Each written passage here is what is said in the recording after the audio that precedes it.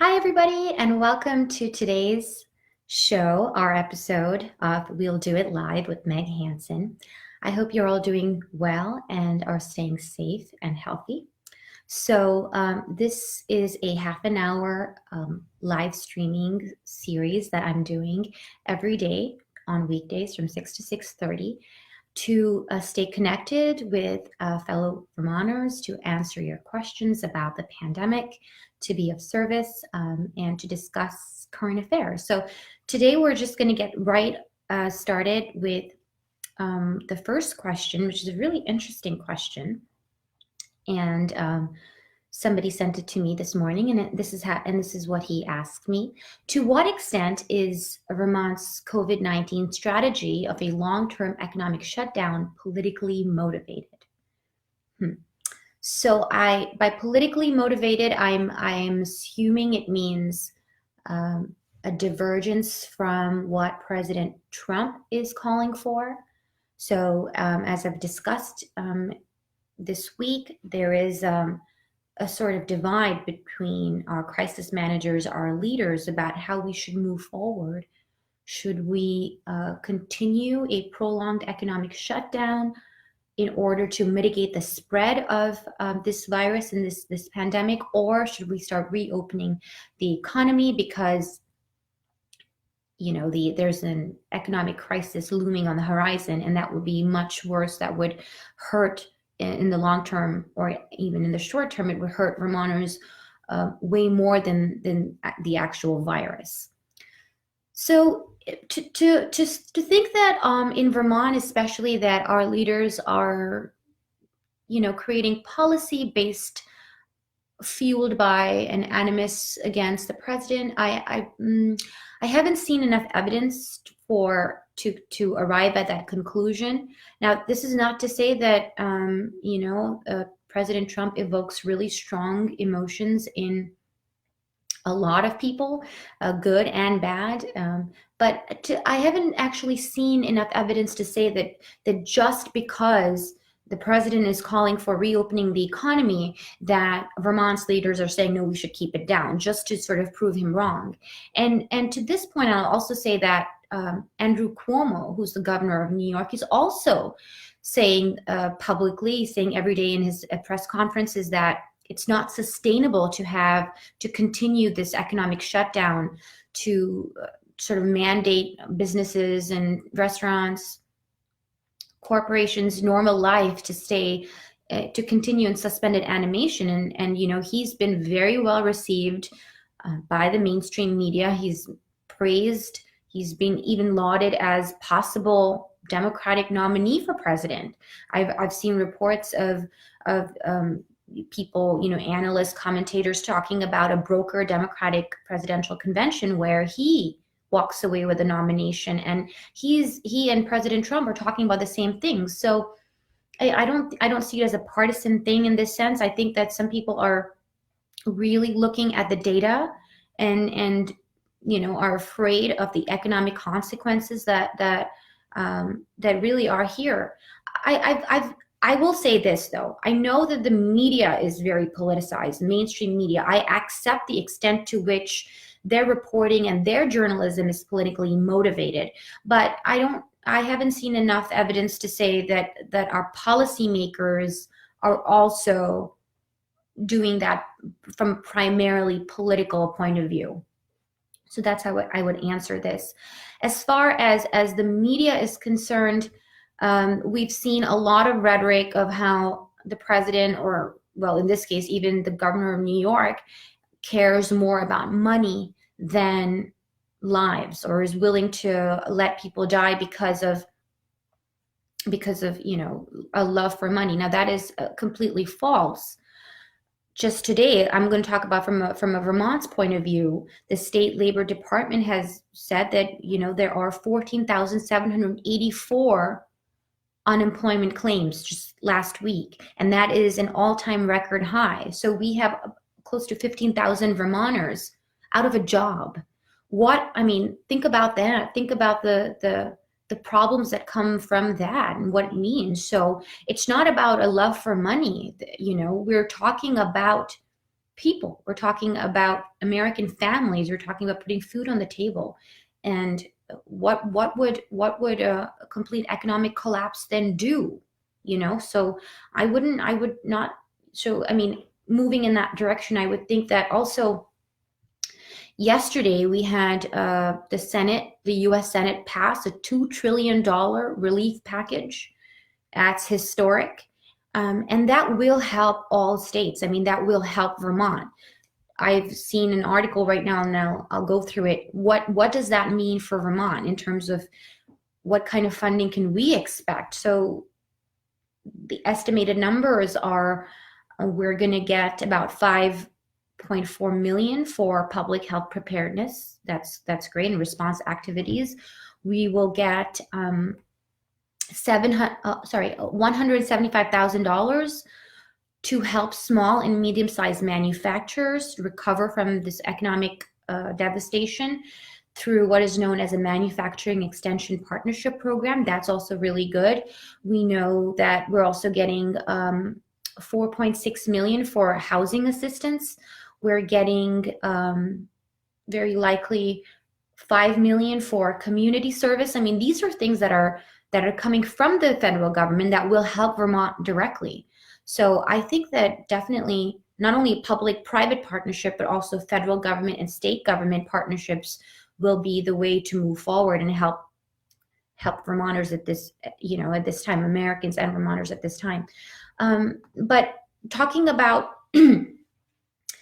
the extent of politicization of the media, I'm going to talk about the controversy that's surrounding chloroquine, which is an anti-malarial drug.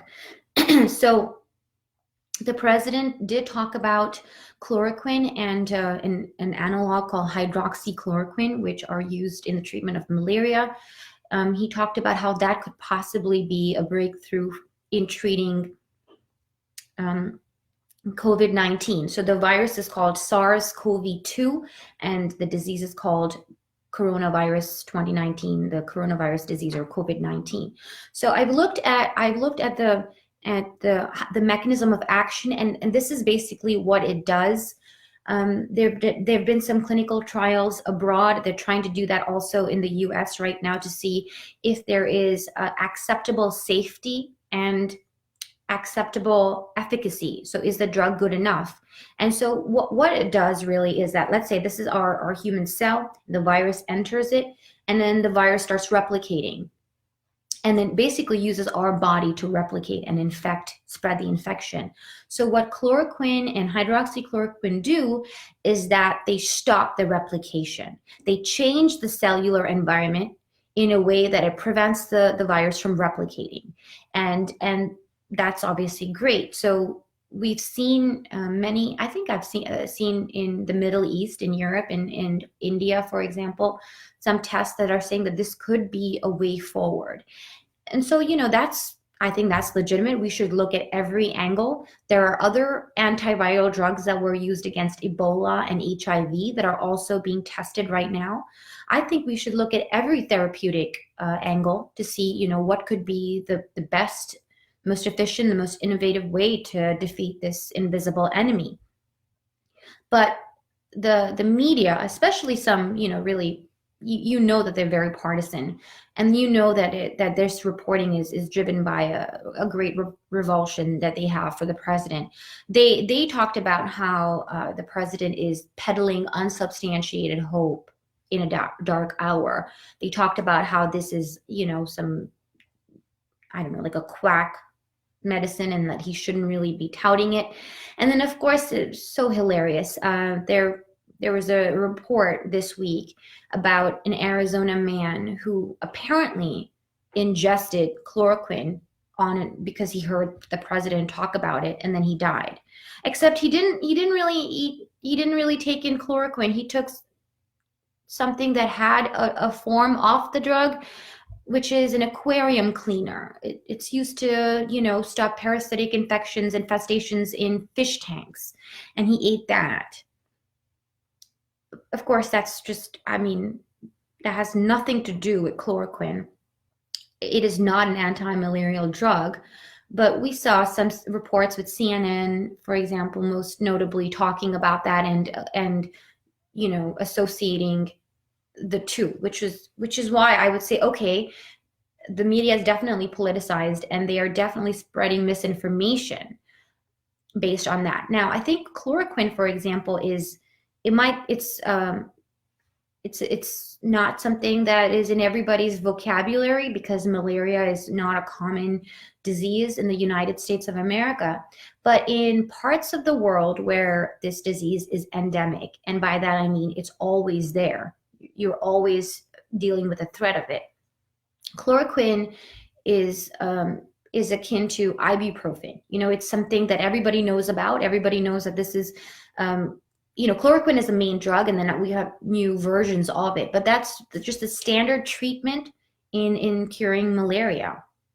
So I'll just sort of talk about why, for me, I thought it was a real, I found it a real disconnect because, when I heard chloroquine, it's like I said, it's like, okay, it's ibuprofen, but it's obviously not the case here. So people were talking about how it's a quack drug, an obscure drug, an unknown drug.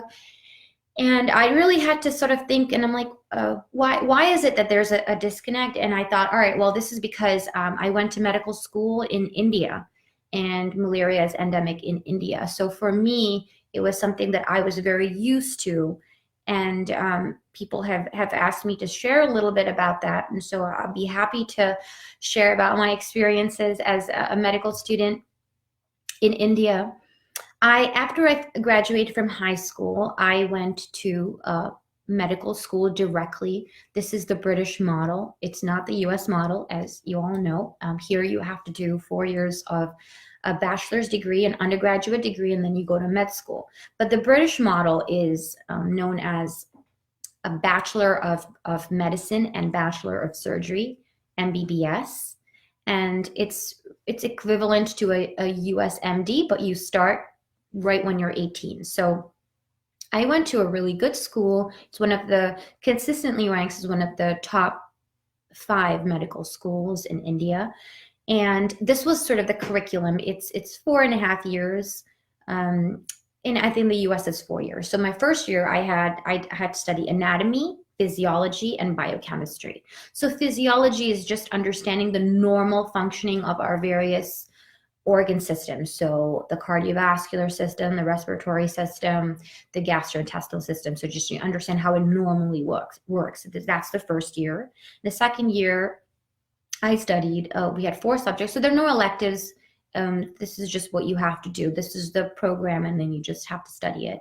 So I did pathology, pharmacology, microbiology, and forensic medicine. So pathology is, as I said, in the first year I studied physiology, which is the normal functioning of our various organ systems. Pathology is the abnormal functioning. So what are the various diseases that can afflict a particular system? What could go wrong? Whether it's the heart, whether the lungs, the liver, the kidneys. So you study basically what happens. Pharmacology is medicines. You understand the various medicines that are available, their mechanism of action. When should they be diagnosed? When should they not be diagnosed? What are some complications that can occur? Microbiology is understanding bacteria, viruses, parasites, at basically a sort of a molecular cellular level. I want to say this is a little bit of trivia. So malaria is caused by something known as a protozoa, which is a single cell organism. It's not a virus. It's not a bacteria. It's a different group altogether, and it's known as Plasmodium vivax. And so chloroquine and hydroxychloroquine are used to kill that. So that's why people are sort of, there's controversy. How can you use an anti-malarial drug, which is not really defeating or killing a virus? It's a different organism. How come you're using that here to go against a virus? Well, it just seems to have a cross effect. It seems to be able to also stop the replication of this virus. And so that's a very interesting that's a very interesting angle and something that we are all now investigating through large clinical trials. I think the main idea is to always be open to innovation, open to new breakthroughs. You never know where it's hiding. It's a $20 drug here. I mean, if chloroquine or hydroxychloroquine are proven to be extremely effective in stopping this disease, then wow. I mean, we don't have to develop a new vaccine. The answer is right here under our nose. So anyway, coming back to the point, that's basically microbiology, where I studied, protozoas, bacteria, viruses, and then forensic medicine, which is really CSI stuff, really. I don't know why that's part of the curriculum. I don't believe that's part of the American medical education, but I had to do that for 2 years, and studying things like death by drowning, what happens to the body, how does it decompose, a lot of morbid things like that, but that was part of the curriculum. Okay, and then in my 3rd year, I did eyes, so ophthalmology, ENT, and community medicine. So community medicine is really where epidemiology comes in. I talked about that yesterday a little bit, showed this studying the incidence, the occurrence, the distribution, and the cure, treatment of various diseases, especially infectious diseases, that comes under community medicine. And we're dealing with that now in the midst of this pandemic. So that aspect of it as well. But public health, social medicine, so that was a part of it. And I went to school in a rural setting. So we had the hospital, there was a university, we had the medical school, the hospital, and the villages. So we would have to go to the villages to practice community medicine. And part of that is things like sort of controversial topics, or sensitive topics rather, things like rape, domestic violence, especially marital rape, domestic violence, feminine hygiene, family planning, contraception, things like that. And I think as a woman, there were not a lot of, there were fewer, let's say, women students than male students. So I basically was always given the responsibility of talking to the women in the family. So we would have to go to different houses and talk and sort of share this information. And so I have some, I think it was a very good experience learning how to talk to women who come from a very different socioeconomic background about things like feminine hygiene and HIV, for example, also malaria, tuberculosis, family planning, as I said. So that was my 3rd year. And then my final year, we had 4 subjects: internal medicine, general surgery, pediatrics, and obstetrics and gynecology. So this is, medicine, like right there. And it sort of builds on if you look at it. So as I said, I studied the physiology, the pathology, and then internal medicine looks at the major diseases that afflict every system. And let's say we're talking about hypertension, okay, heart disease or hypertension, then it would be, well, what's going wrong, so get an understanding of the pathophysiology. What would be the symptoms that the patient presents with? What would be the clinical signs that you want to look at? What diagnostic tests would you order? What would be a treatment schedule that you would prescribe? And then something known as differential diagnosis, which is very interesting. Whenever let's say and then we had clinics, so I would actually have to go and see patients, and then diagnose and kind of try to learn from patients in the hospital. And so one of the things that we had to really sort of drill down is that, okay, we look at the patient, we think, okay, the symptoms and signs are going this way. It seems to be this, all the points are sort of indicating at this particular disease, but you can't conclude that. You have to give 5 other conditions that could also be the case. This is known as differential diagnosis. So you can't just say, okay, this is it. You have to also be able to think about at least five other disease conditions that this patient could have. So it's important not to look very narrowly. It's important to also look broadly.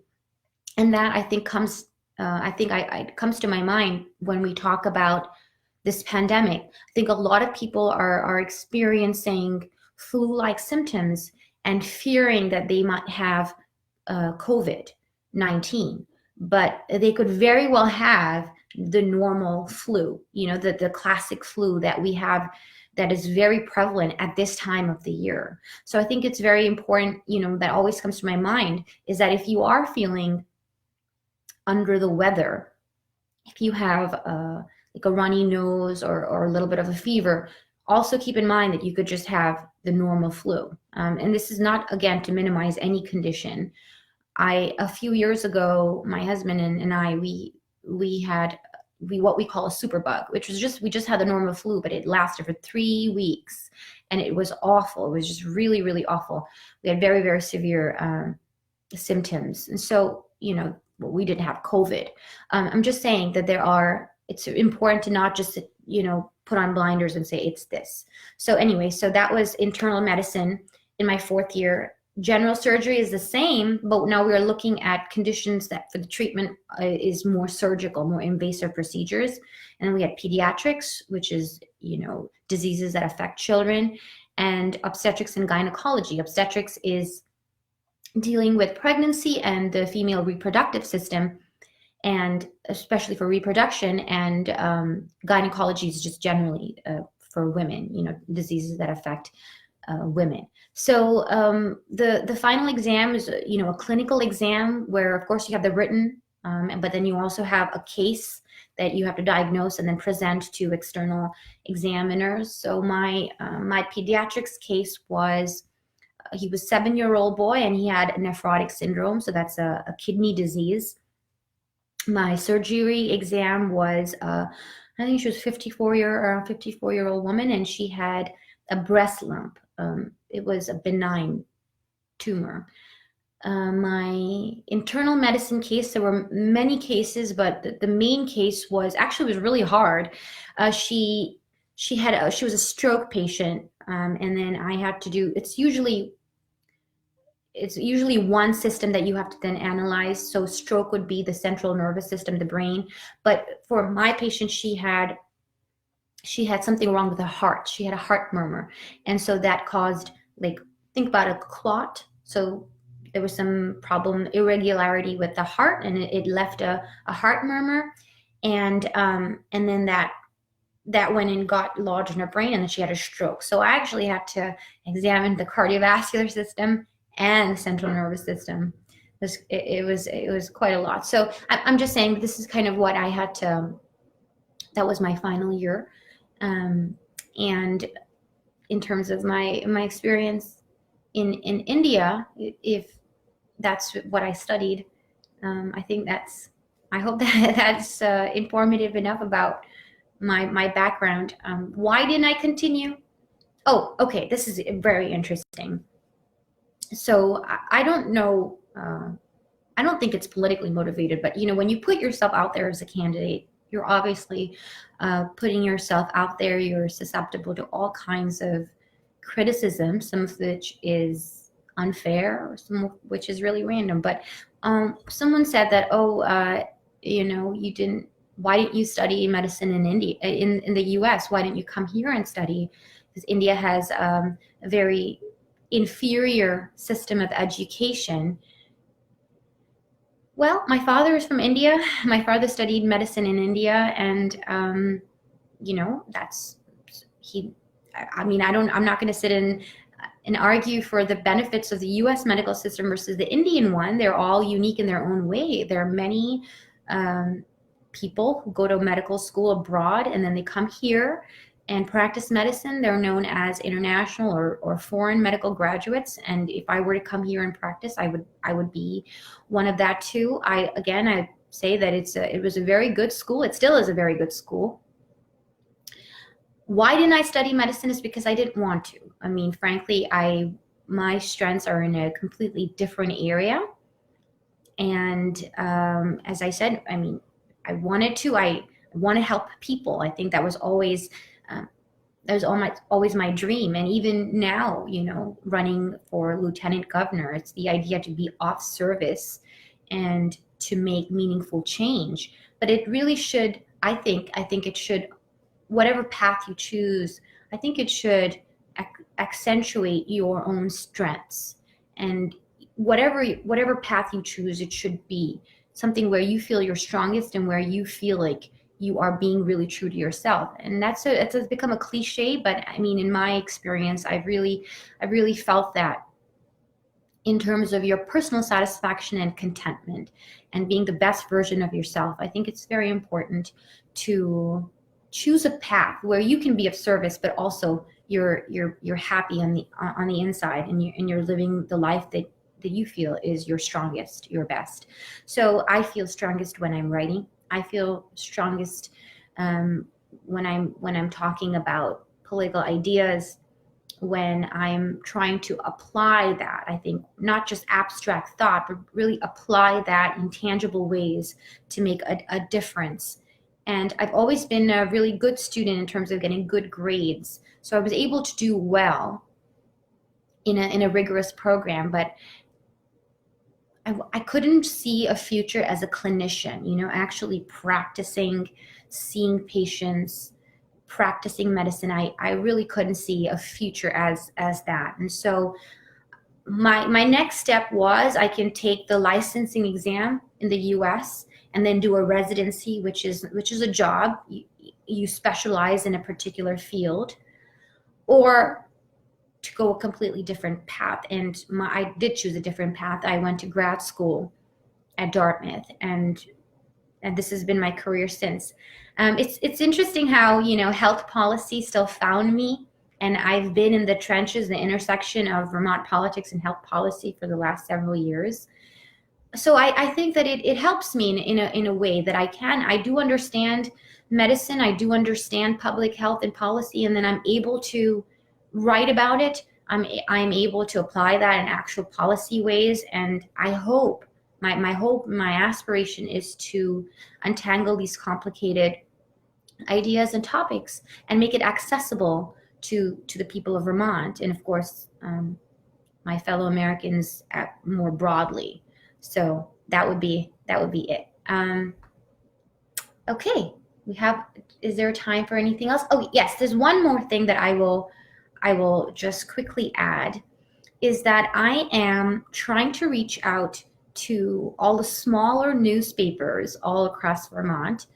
For example, the Milton Independent in Milton, Vermont, the Chester Telegraph. So if you are in a small town and there's a local newspaper where you'd like to read some of my commentary, please reach out to me. You can leave a comment on my Facebook page, send a message or an email at info@Hansen, Hansen, for Vermont, spelled out, .com. We all know Rutland Herald, Times, Argus, the Upper Valley News. We know the big ones, but I really want to be able to reach out to the smaller, more local newspapers, especially at this time. I think it's very important to support local journalism and be able to get, commentary and information about this pandemic and how it affects the people of Vermont in our small towns. So I would really appreciate your help. On that note, I'll continue again tomorrow at 6 p.m. I hope you'll join me then. Thank you.